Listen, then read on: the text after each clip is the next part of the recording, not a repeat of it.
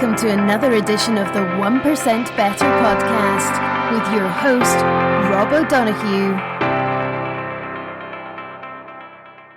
Hey folks, welcome to another episode of 1% Better, and delighted to be recording this on what night of the week is it? A Tuesday night with a guest who's from Ireland but living on the east coast of the US at the moment, so it's kind of an Irish-US link, all good.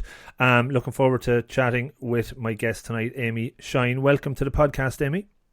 Thanks for having me.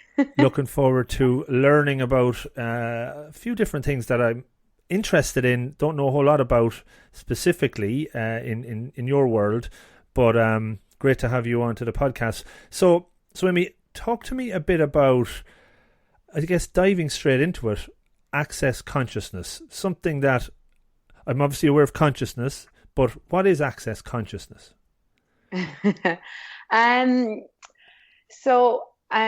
Access consciousness is like a set of tools, I guess, and processes that are kind of like pragmatic that you can use every day in your life to come out of really just to get you out of judgment of yourself, first of all. So there's body work that we do called access bars. But then there's also like questions that you use every day. And it's just like, I suppose, how do you sum it all up in a few sentences? It's just like, it's a way of tools and information you can use to actually get you out of the judgment you have of yourself.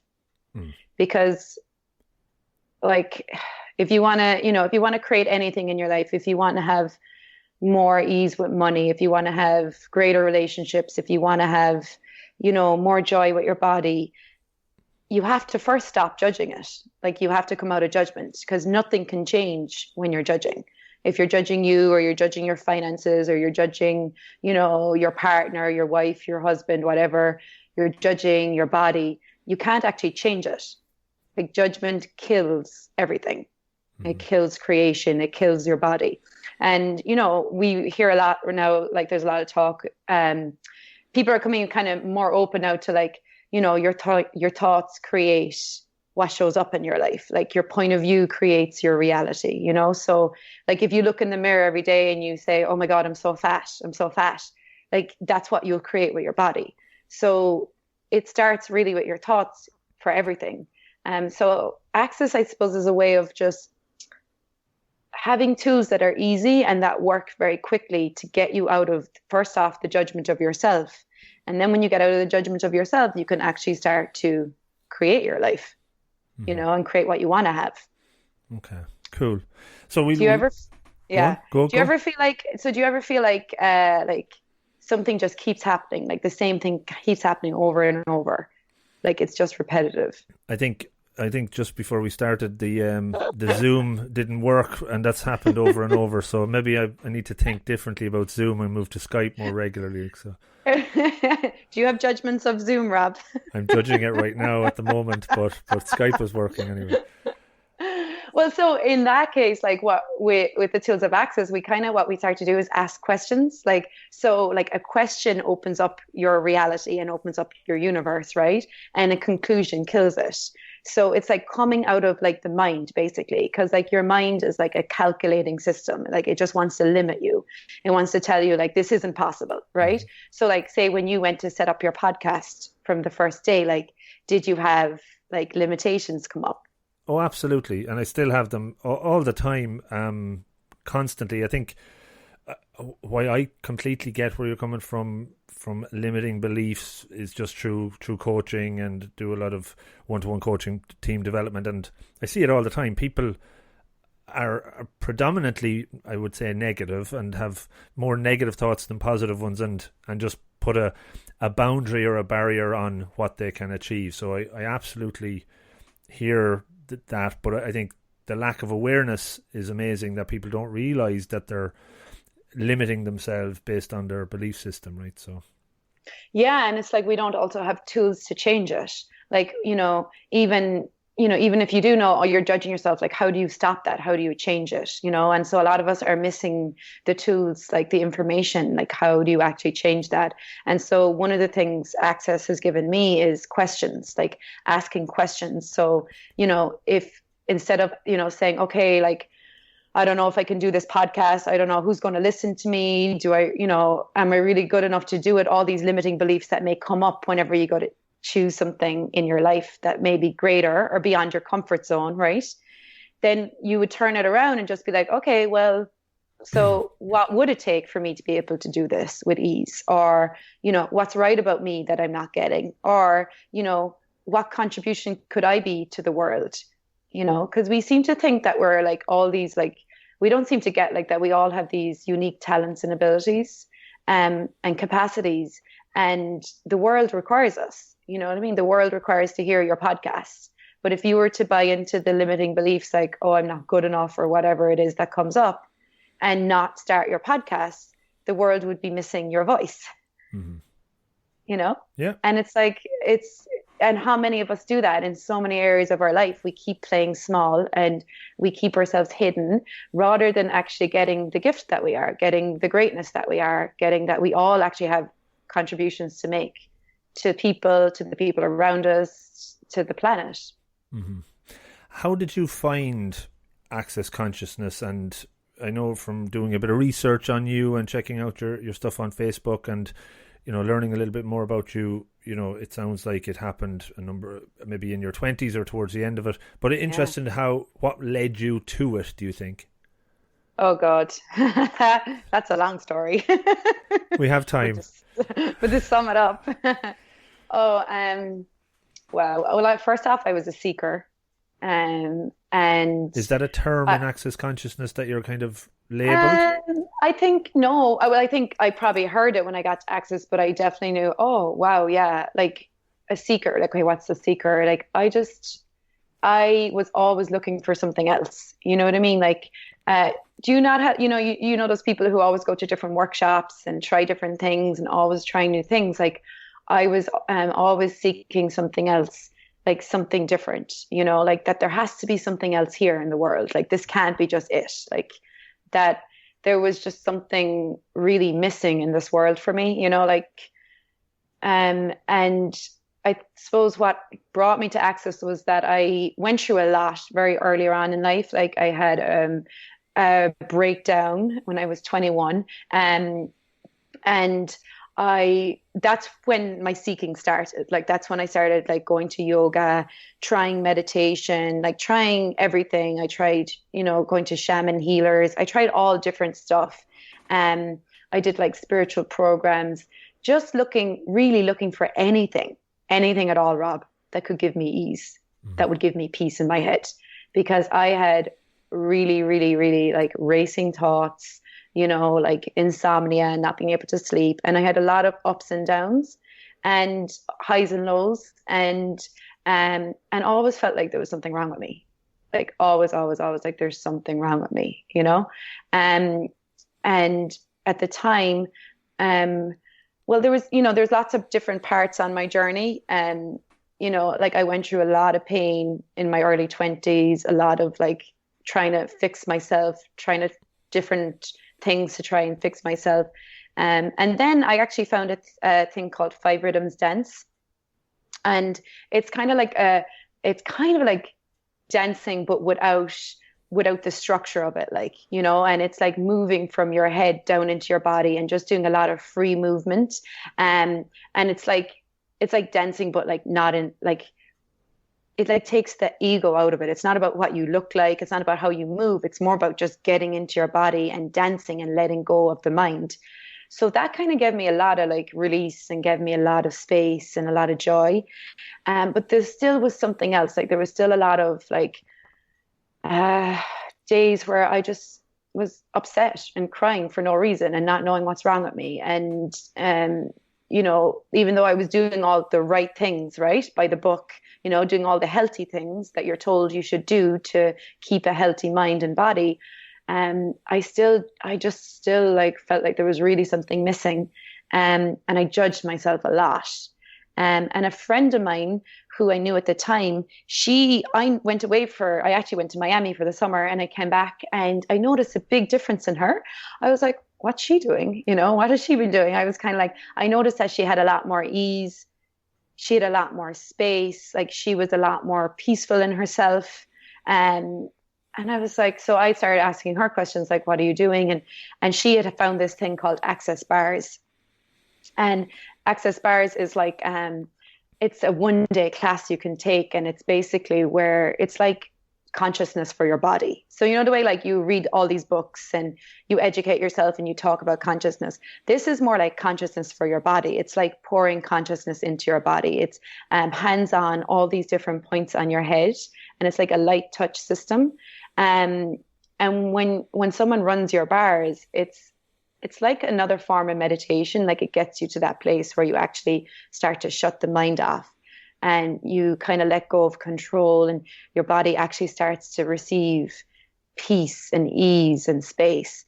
And that's what she had been doing. And that's what I noticed. Like, I didn't know what she was doing. I just knew she had this peace in her and this ease. And that's what I was looking for. I was like, I just want to have peace in my head.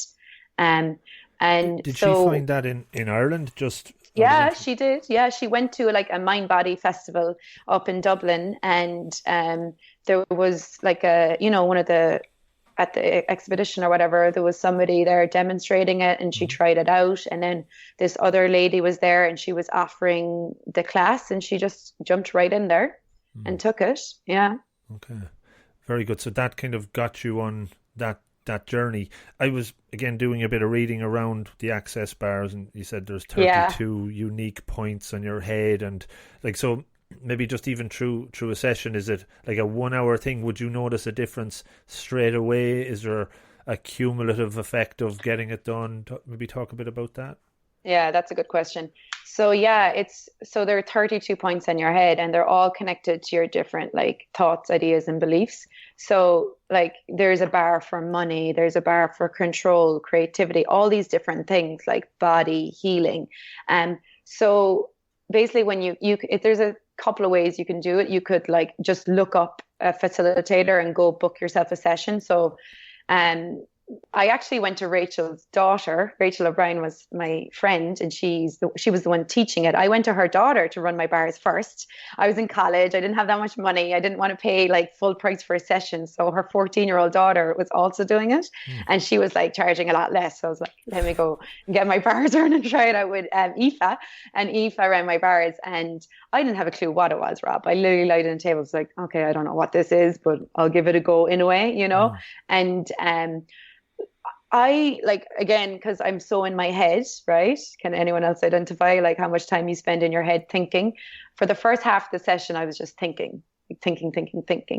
And then halfway through the session, she moved points. And I now know the point she was on, which was kindness, gratitude, peace, and calm. And everything just kind of like dropped and softened in my world. And my head just kind of like mellowed out. And I actually, for the first time, actually just relaxed. And this kind of like ease and I know now what it is. At the time I didn't know. And this ease kind of came over me.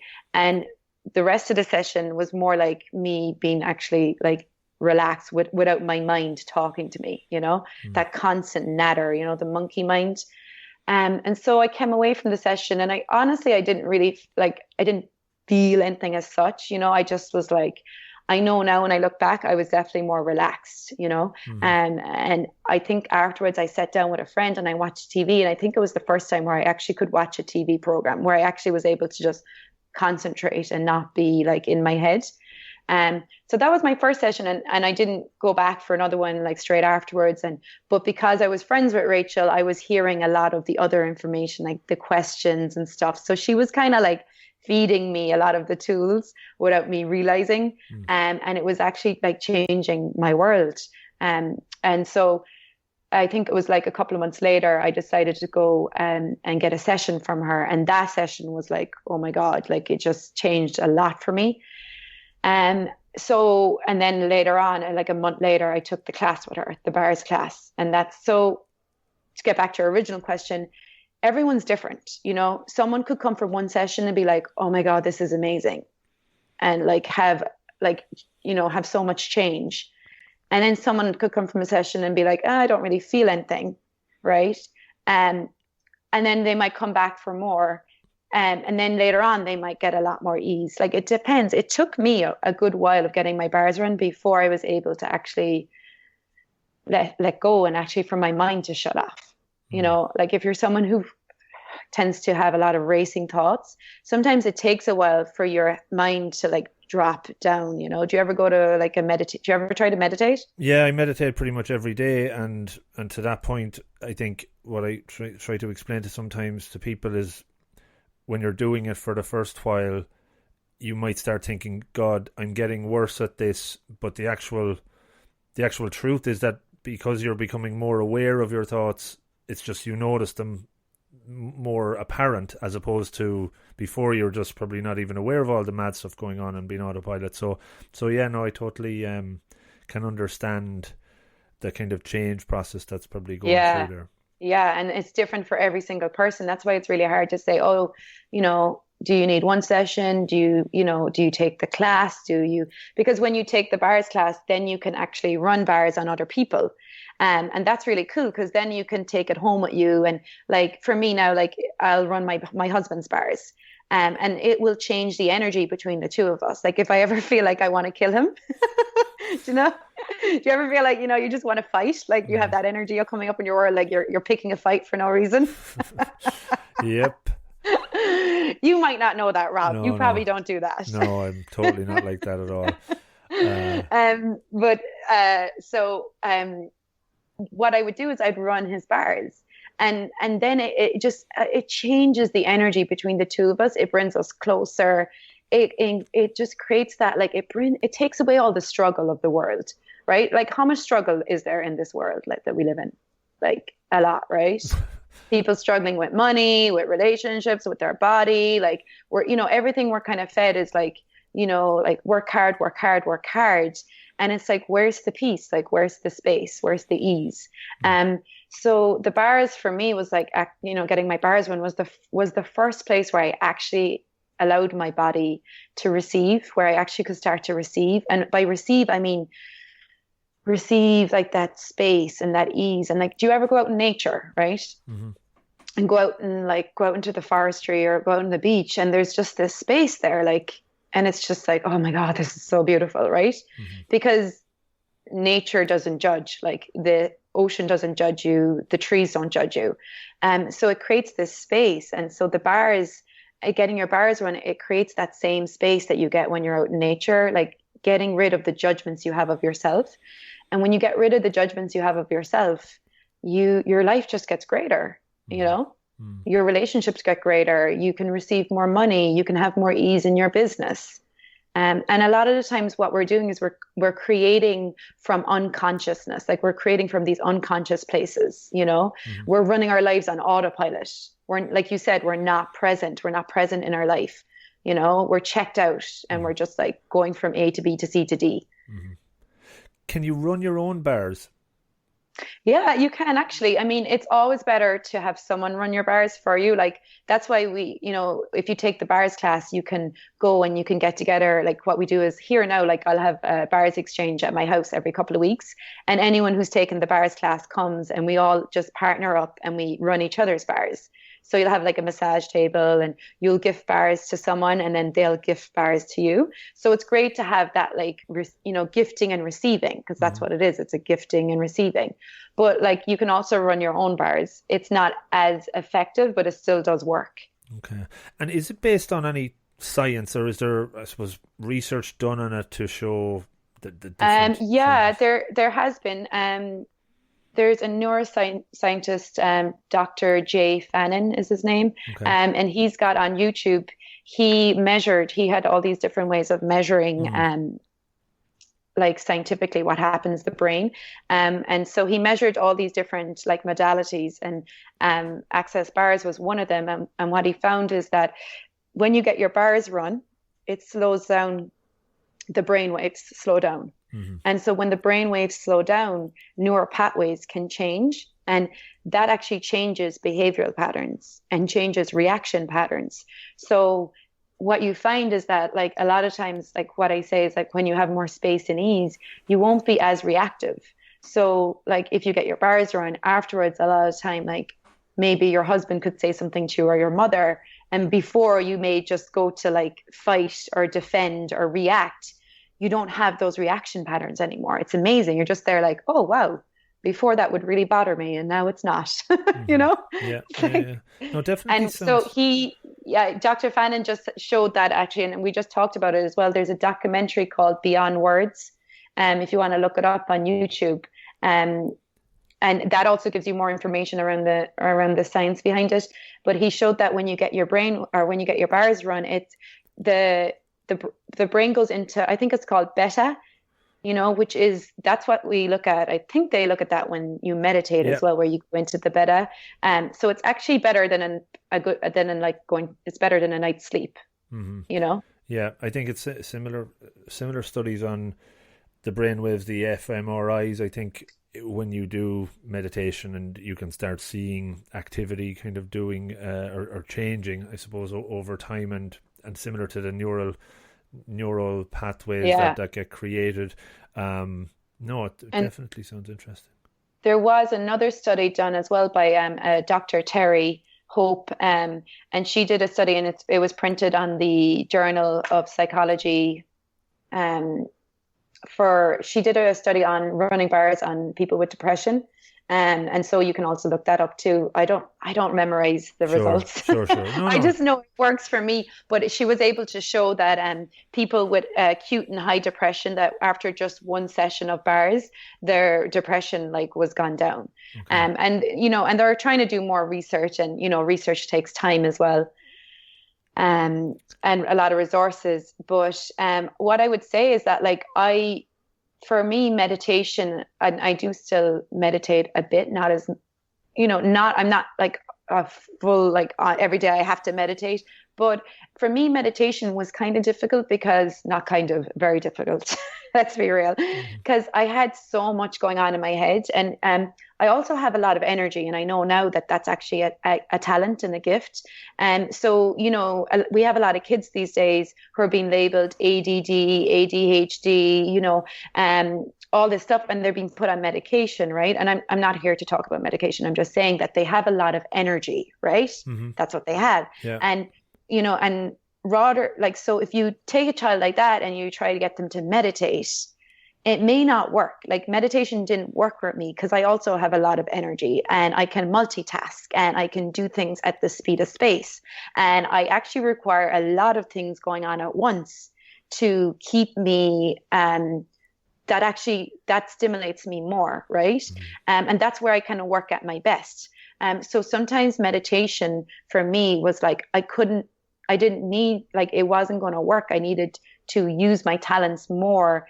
And so a kid with ADHD, rather than trying to get them to focus on one thing, if you give them lots of things to do and allow them to be the capacity that they have with energy and multitasking and all that, rather than trying to get them to slow down, mm-hmm. What are we doing? We're trying to tell people to slow down, rather than actually, hey, you have a lot of energy. Why don't you use that? Mm-hmm. Okay. Use that and create a couple of things here all at once. Mm-hmm. And so for me, Access gave me that information that I was missing, because I kept making myself wrong because I thought I couldn't slow down. But one of my favorite tools from Access was what's right about you that you're not getting. And that you may just be different. You may not fit in to the standard of what this reality tells you should, you may just, function differently, think differently, have a different speed. And so the bars is a way for you to actually get you. Mm-hmm. So you're unique, you're different. What's right about you that you're not getting, rather than trying to fit in, how different are you really? Sure.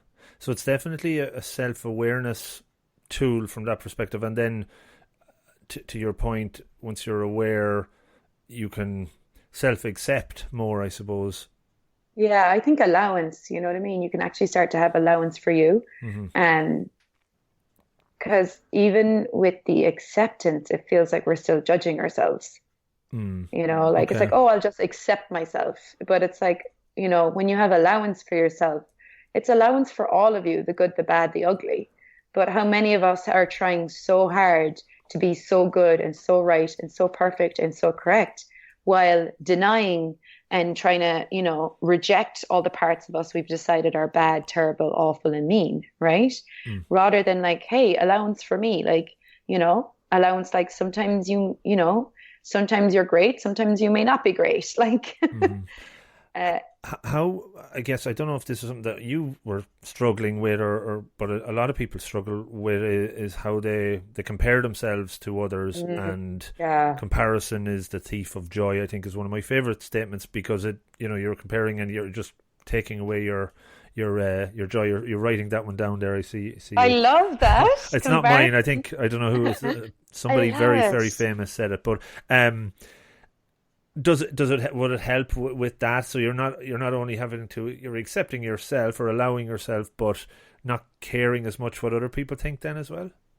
Yeah, I mean, totally. Because like in this world, like we're taught to judge. Like we don't come in as babies. We don't come in judging, but we're taught to judge, you know, we're taught to you know, to like, we learn it. It's a behavior we learn. And, you know, and then like, so with the judgment, like people are going to judge you regardless. So, but we stop ourselves, and I know I did so much, because we're so afraid of being judged, right? Rather than just like, you know, so Dane here is one of the founders of Access Consciousness, and he wrote the book, Being You, Changing the World, right? And it's all just about being you, you know, and like, people are going to judge you regardless. So why not be you? But we, like you said, we spend all this time comparing ourselves to others, and it's like so unkind to us, because there's only one of you in the world. Like there's only one Rob O'Donoghue, you know, like, so what you do is unique. And like, even if there's like, you know, how many podcasts is there right now, like in the world? Lots of them. But you have your unique way of doing it, your unique message, your unique way of interviewing. So when you compare yourself to someone else, like, it's so unkind to you, because you're not actually acknowledging, actually, I am unique. I have my own talents and abilities.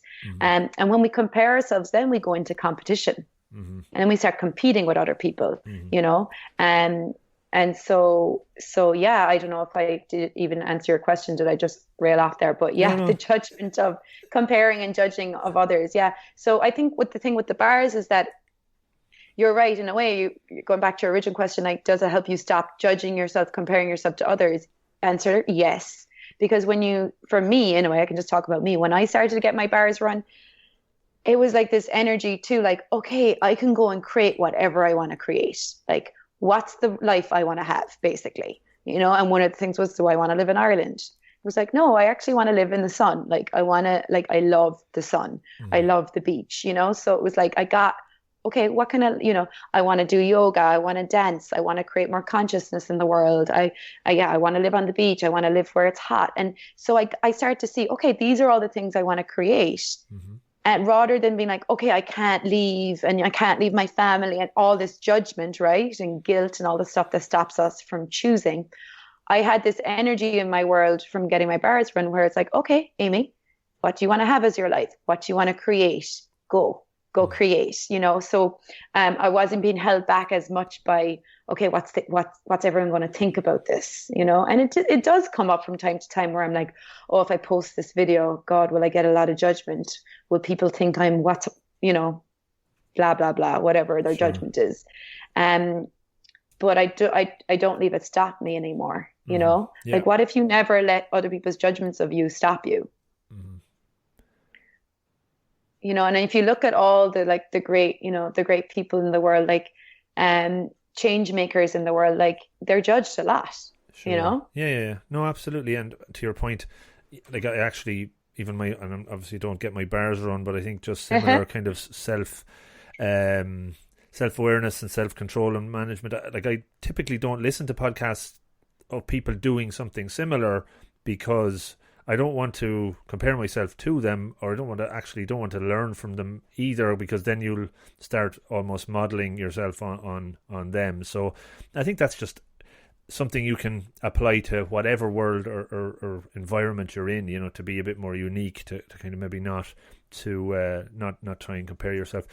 Did back to your original point of being a seeker, has the seeking changed as you started to get more connected with the consciousness, and what did that become? Is it a different form of seeking, or? Yeah, definitely. I think before, in my early 20s, I was seeking from like the wrongness of me. It was more like, there's something really wrong with me. Let me go and try and find something to fix me, and that was kind of like my operative state, and that's what like ran my life for a couple of years, for a good few years actually.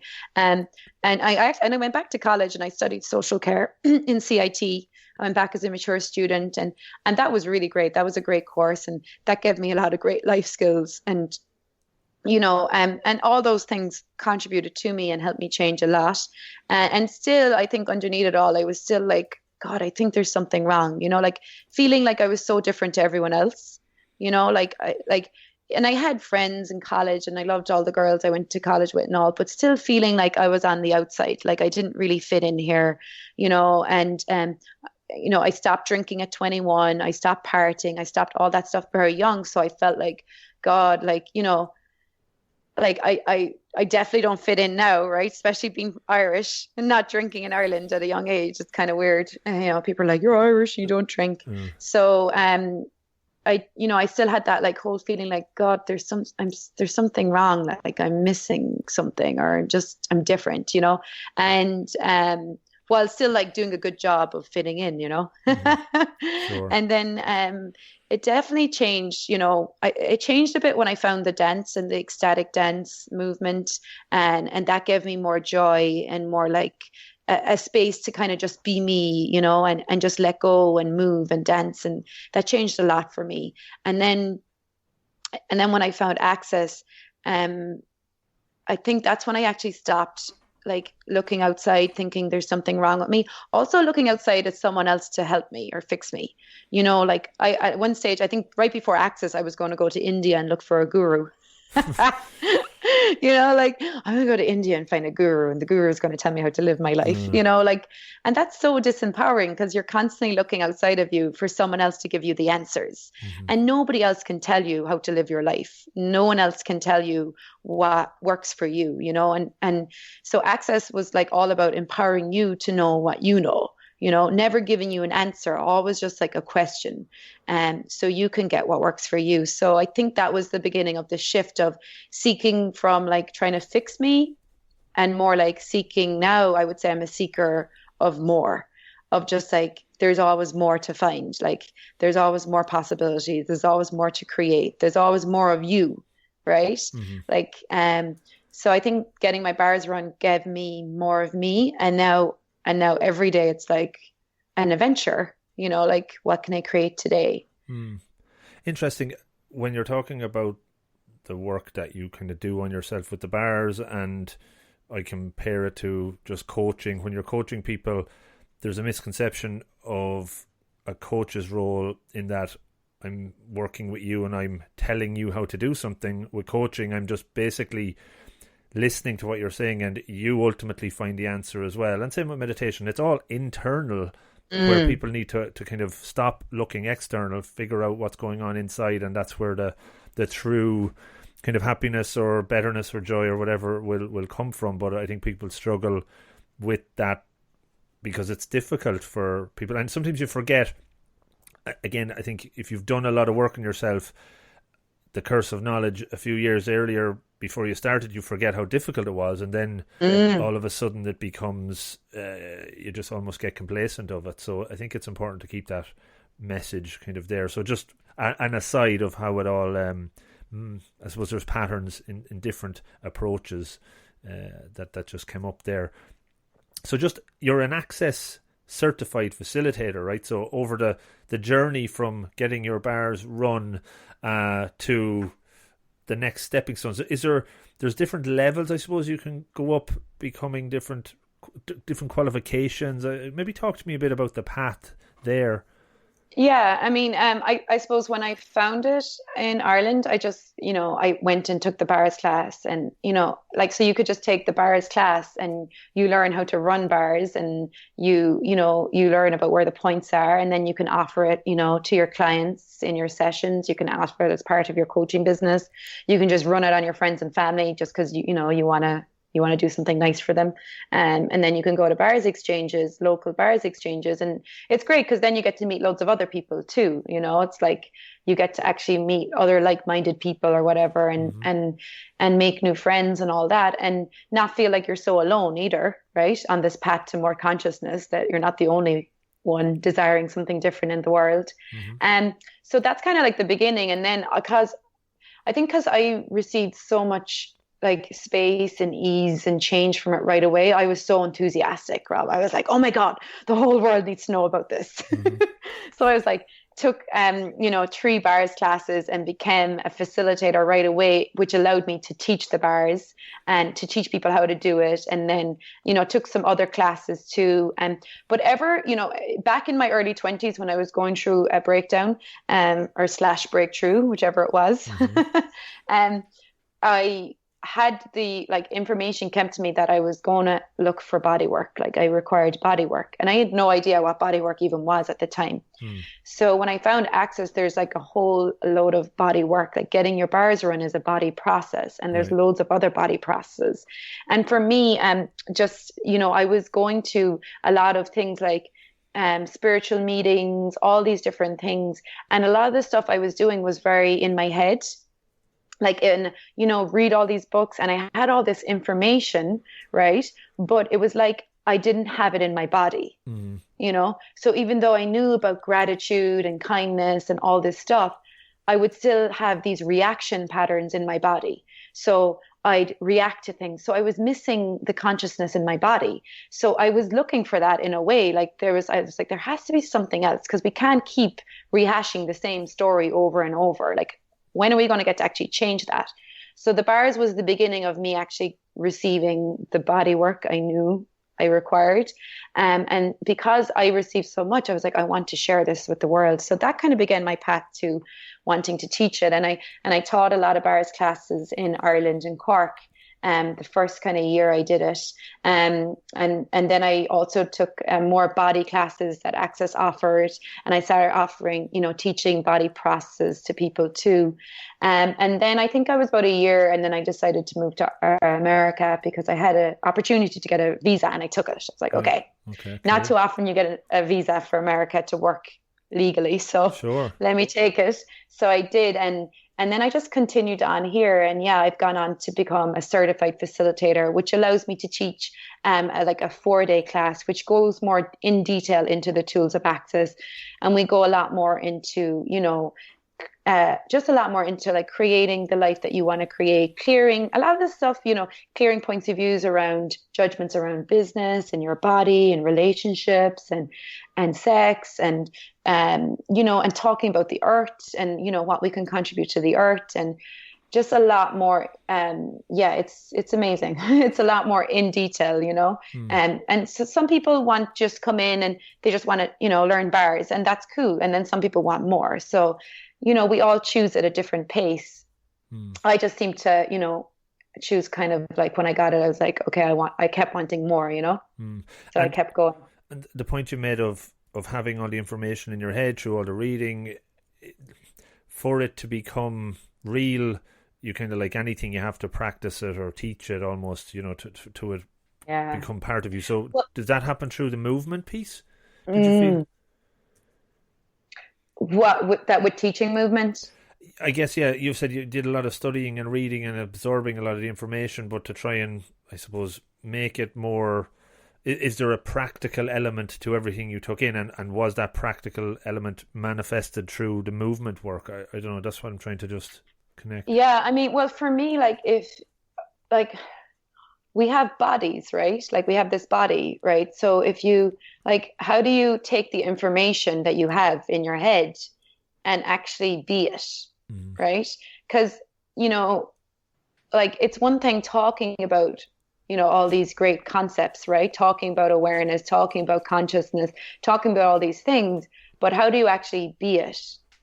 So for me, healing, consciousness, awareness, all that has to include the body. If it doesn't, we're excluding a major part of ourselves.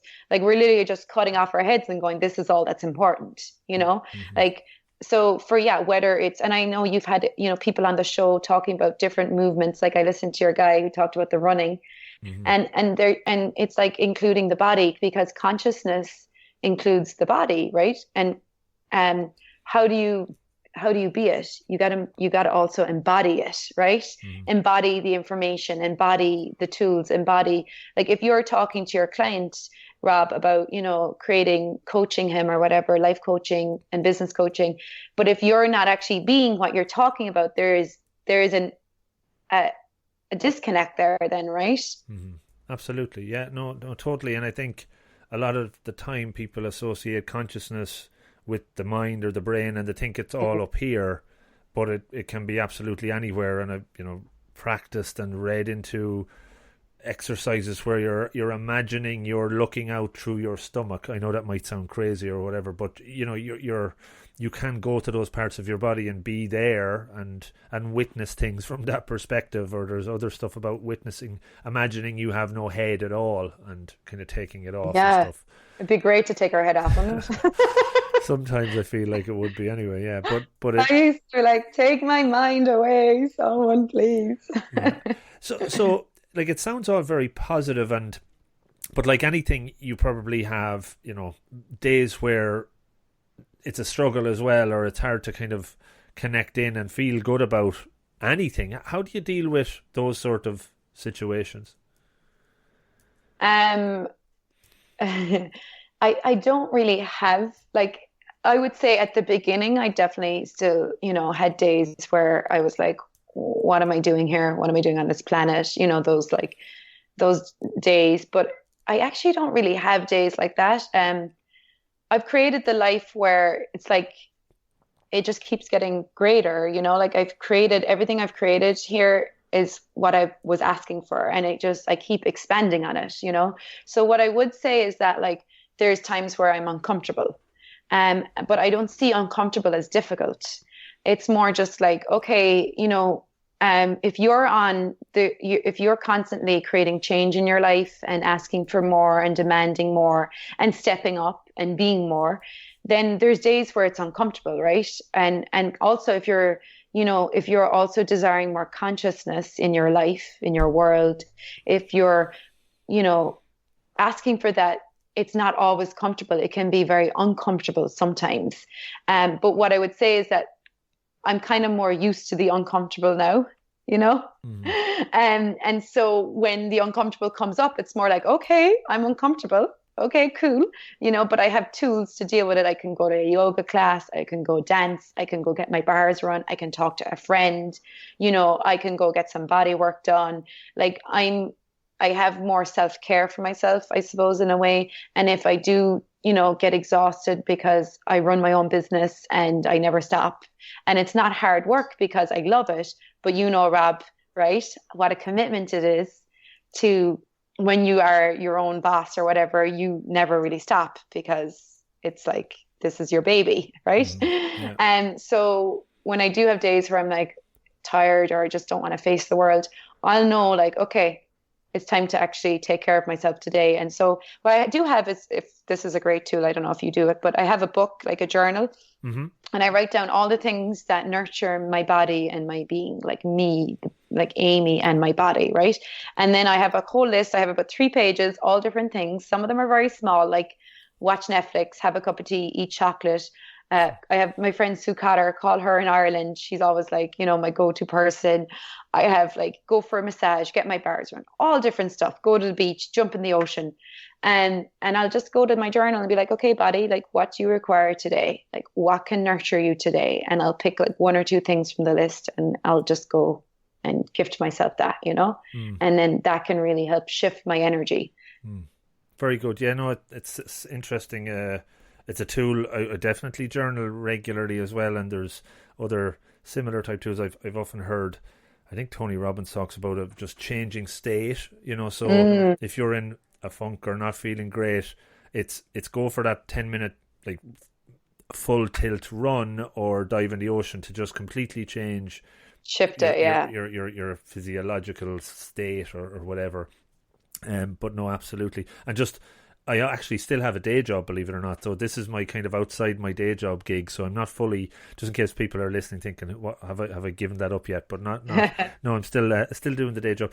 But that's such a gift too. Like, I work in a restaurant here, like one night a week, 2 nights a week sometimes. Like, and people are like, "Why are you still doing that?" And I'm like, "Because I like it." You know what I mean? It's another avenue for me. So I think, when you are building a business or whatever it is, if you want to get going and doing something you love in the world, there's nothing wrong with having a day job or having a part-time job to support you while you get your vision in place, or while you start creating your other thing. When I first moved to America, I worked full-time in a restaurant here, and I built the business on the side until eventually I could wean away, and I thought it's funny because I thought, oh, I can't wait. So like, I wanted to like build a business so I didn't have to work at the restaurant. And now I don't have to, but I still, because it's actually fun, Sure. So it's like not to just think, oh, you can have multiple streams of income coming from all different places. And it makes creating your business a lot easier, Oh, absolutely. The question I was going to ask, just in relation to some of the other tools, like you mentioned, journaling and obviously the bars run, anything else that you picked up during the trainings and becoming the facilitator that are easily transferable or somebody could test out, before having to jump in? I do. I have one. Okay, go for it. I have the one that changed my life. Okay. So like I said, like, I went through a lot of like ups and downs, feeling great for one day I'd be feeling great and the next day I'd wake up and I'd feel depressed and there'd be nothing in my life that's wrong, So, the girl, Rachel O'Brien, my friend who introduced me to this, she gave me the first tool of access, which was like, who does this belong to? Like, is this even yours? And I was like, what?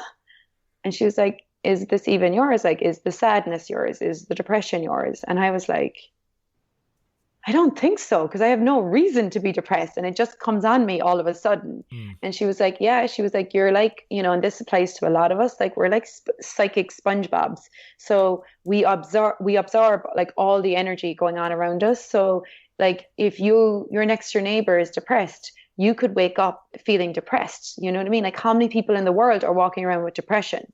How many, like, if you're living, and it depends also where you're living, like, if you're living in a place where there's a lot of people with anxiety, you can pick up on that and you start to think it's yours because you feel it in your body, because you think it in your head. So one of the tools that she gave me was, Amy, start asking, who does this belong to? Like, is this mine or is this someone else's? And then just return to sender. And I just started using it. Like, I didn't understand how it worked or anything, because I could be walking along the street feeling great, and all of a sudden, I'd get hit with this wave of emotion, like I'd want to cry. And so when that would happen, I just go, okay, who does this belong to? Is this mine, or is this someone else's? And you can also ask, is this something else? And then I just return to sender with consciousness attached, right? And I don't have to figure out where it's coming from. But sometimes when you ask the question, you will get an awareness. Oh, actually, that's my auntie, whoever. I was talking to her earlier. She's actually she's got a lot of anxiety at the moment. Or, yeah, like my next door neighbor is really worried. I was picking up on his, Or it may just be that you're just picking up on the environment. Did you ever notice, like, certain times of the year, there's certain things that are like up, like, so Christmas, you'll notice, you'll start worrying about finances. Why? How many other people start worrying about finances at Christmas, Yeah. And it creates this anxiety around, getting the toys for the kids and all the money that's spent at Christmas. Or like, I don't know, other holidays that bring up different, like, that certain energies will come up around different times of the year and you'll start feeling it. It's because you're aware, you're picking up on other people's thoughts, ideas, and emotions. So just asking that simple question, who does this belong to? And then return to sender with consciousness attached, starts to dissipate the energy from your world and starts to get you to acknowledge how aware you are, Is that so? That's the full. You ask the question and then you say the last statement at the end. That's return to sender. Okay. Yeah. Okay. So is there kind of like mantras or certain phrases that you use in practicing some of these tools?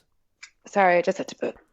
So I would not really mantras. The only mantra Access has is all of life comes to me with ease, joy, and glory, and that's been really great for me. So that's like, just repeating like that over and over. All of life comes to me with ease, joy, and glory. All of life comes to me with ease, joy, and glory. And so what I do is like, so say I wake up in the morning, okay? And the way you're coming out of like that peaceful sleep where you're just like, everything's wonderful. And then you're waking up and like, I'll wake up and I'm like, oh God, oh God, oh God, like that kind of that anxiety. Mm-hmm. And it's crazy because I'm like, I have nothing to be anxious about. I love my life. Like what? Like, so I know it's not, at this stage, I know it's not me. I know it's not mine. I'm just picking up on my environment. Right. Mm-hmm. And all the people waking up in the world at the same time thinking, oh God, I don't want to get up, or I don't like my life, or whatever it is. Mm-hmm. So I'll start saying the mantra in my head before I even get out of bed. I'll just start saying all of life comes to me with ease, joy, and glory. And what it does is it starts to remind me that to function from like my reality is ease, joy, and glory. And like this world, a lot of time doesn't function from there. Like a lot of this reality functions from, work hard, hardship, struggle. So saying that over and over your thoughts, like all of life comes to me with ease, joy, and glory, kind of brings you back to you, and to your reality, and to like, oh, like actually everything can be ease, joy, and glory if I choose it, Mm.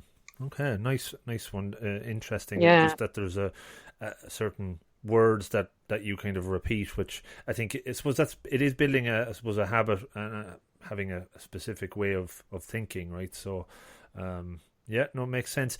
Just I suppose the flip side, it all sounds very positive. Like, is there or has there been negative press? And I did a bit of reading. I didn't get too much on it, but what are I suppose some of the things you've heard about access consciousness that would be off-putting for some people? How have you experienced or not experienced any of that?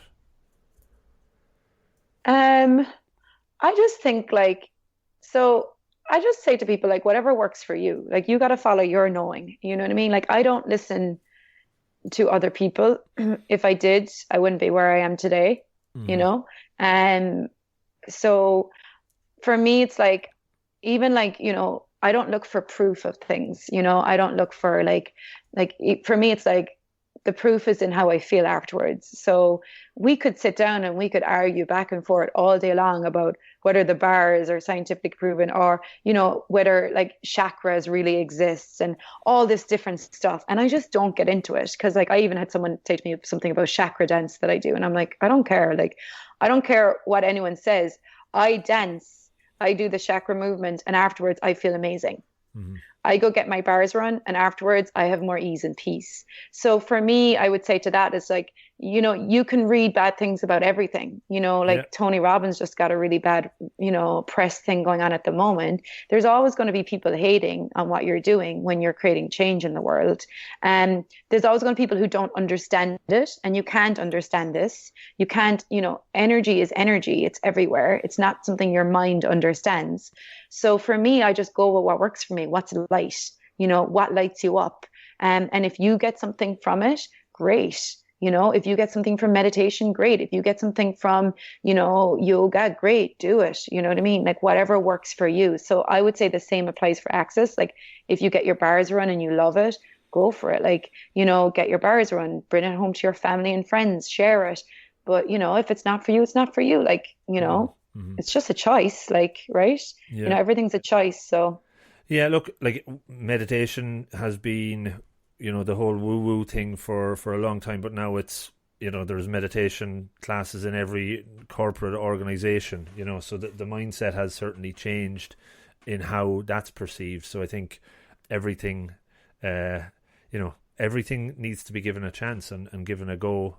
But absolutely, I believe in certainly from listening to you for the last 55 minutes or so, I can absolutely see a lot of positivity around you, and if it's working, that's absolutely the way to keep going with it, for sure. Is there influencers or kind of excellent top level teachers that you've learned from in the journey you've been on? What I suppose stands those out more than others? Well, Dane here is like the co-founder of Access Consciousness. He has been probably, like one of, my main kind of like teachers, facilitators. So he wrote the book Being You, Changing the World. And that book alone, if you read it, can give you a whole different perspective on reality. Just like knowing there's other people in the world, like desiring something different, desiring to have a greater world, is that alone is like excites me, like I'm not the only one here who knows that there's something missing in this world and desires something else, So I would say Dane here, and he has a YouTube channel that you can subscribe to too, on the Tour of Consciousness. And then there's been so many, too many to mention right now, I'd say. My friend Sue Cotter, she is in Cork, and she teaches bars as well, and she's been an amazing support to me too. She and a bunch of other people they do events throughout Cork and Ireland, and they offer like sessions, and I think they have an event coming up this Friday where people can go. I don't know what hotel it's at. I think it's Vienna Woods. I'm not sure. Don't quote me on that. But okay. I can share the event with you, Rob, if anybody asks you. But yeah, you can go along, you can try out, and you can get your bars run. It's like $10. It's really like they're just pretty much doing it for free, just so people can try it out. There's going to be like 10 facilitators in the room. They're going to have the tables there. You come, you just try it out, you get your bars run, Cool. And it gives you a chance to experience it. But yeah, there's been so many people who have been such a support to me. But yeah, I can't name them all. I'd feel bad if I forget some of them. That's fine. And I will say for folks listening, because this will go out on Friday morning, if they do want to go, it's probably €10. They're not going to bring $10 with them, just in case. Oh shit! Sorry. They don't need to bring a $10 bill. No, that's cool. Is there?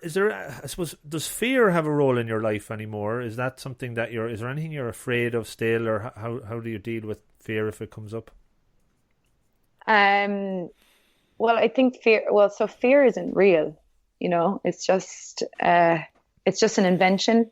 Do you know like that fear has the same, feeling as excitement? Yeah.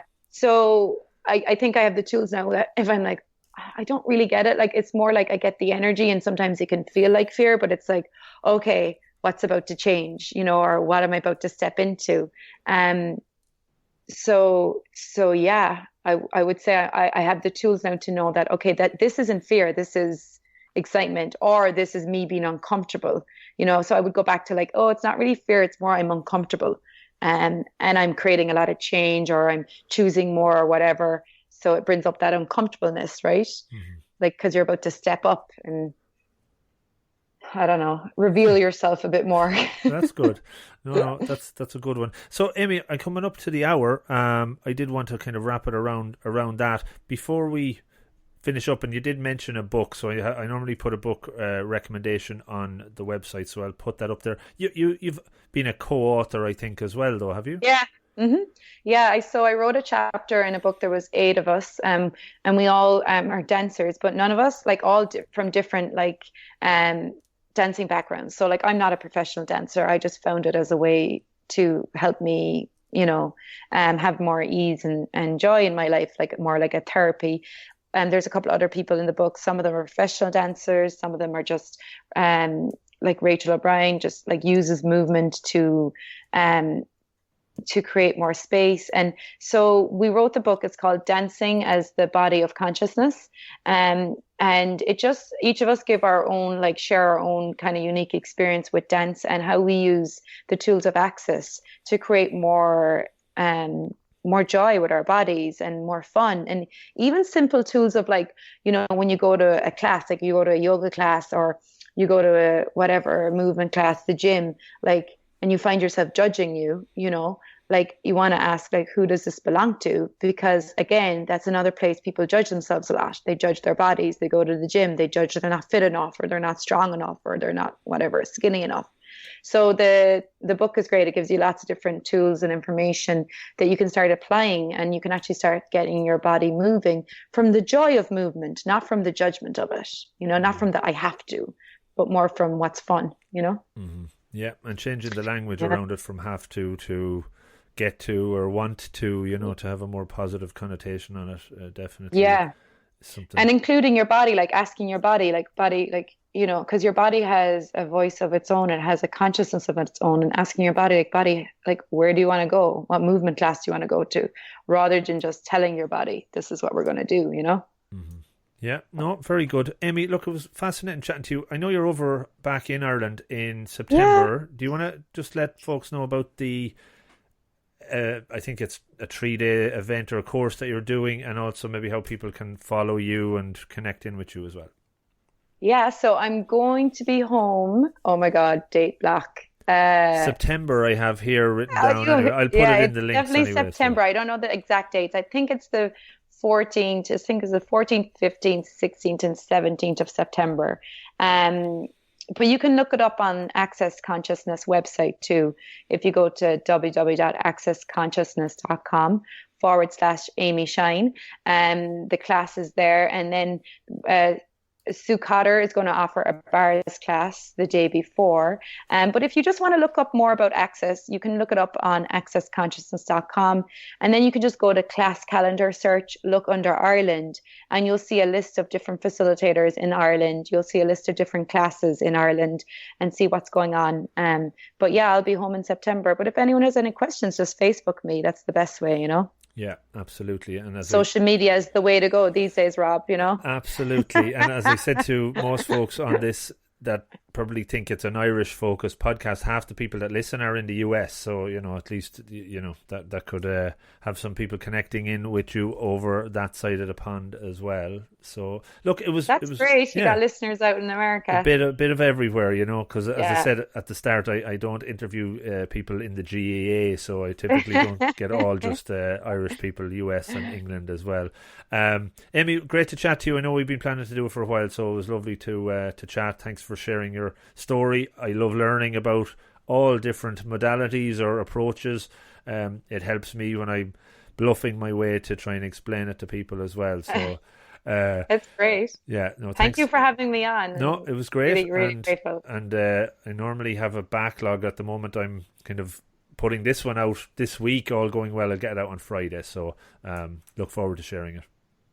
Brilliant. Thank you so much. No worries. Thanks a million, and have a great rest of day in Miami. I say that through gritted teeth. I'm in Delray Beach, but it's okay. It's an hour from Miami. Okay, sorry. Everyone thinks I live in Miami. Well, Florida, Miami, it's Irish people think it's all the same anyway. So. They're all the same, yeah. Yeah, okay. Cool, Amy. Thanks a million. Thanks so much, Rob. Good luck. So this is the outro of the podcast, guys. You got to the end, and that is great. Please hang in here for another couple of minutes. I know most people won't, but maybe there's something here of interest. So check this out. First off, thanks so much for listening to this one, as well as maybe the 100 or so that's gone before it. Why not check them out if you haven't already? There's lots of good stuff in there.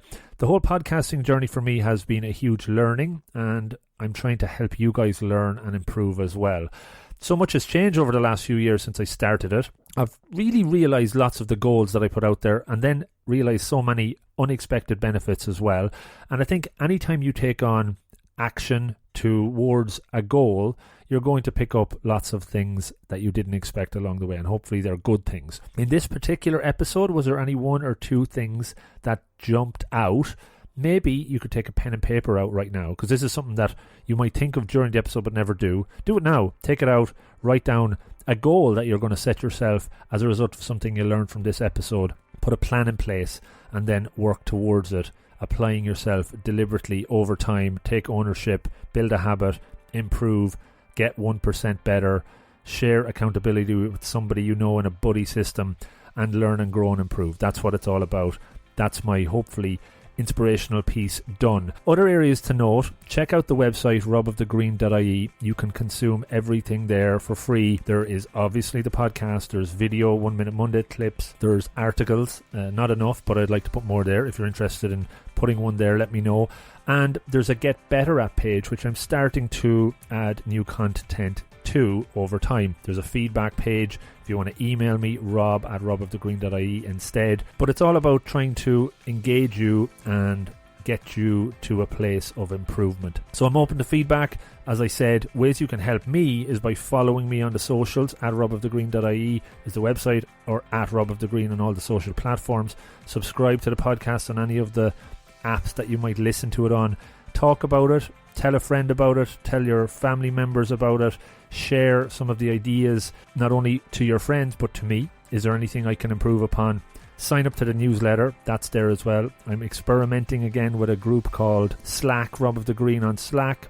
This is really for a shared accountability environment and sharing ideas. You can sign up to that on the website as well. All of this is obviously all free, but there is also an option where you could subscribe to my Patreon site and make a small donation for the content that we do. It's there, it's totally up to you. Everything that is coming in through that or could come in through that will go into making the podcast better.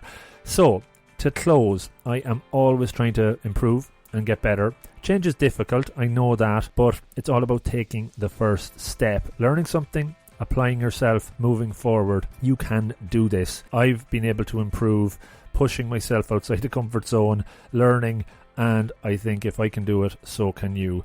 Don't overreach, don't set yourself unrealistic goals. 1% at a time is enough, but it's all about starting, and that will bring you on your pursuit of betterness to a great place. Thanks for sticking to the very end. Talk to you next time and take care. Good luck.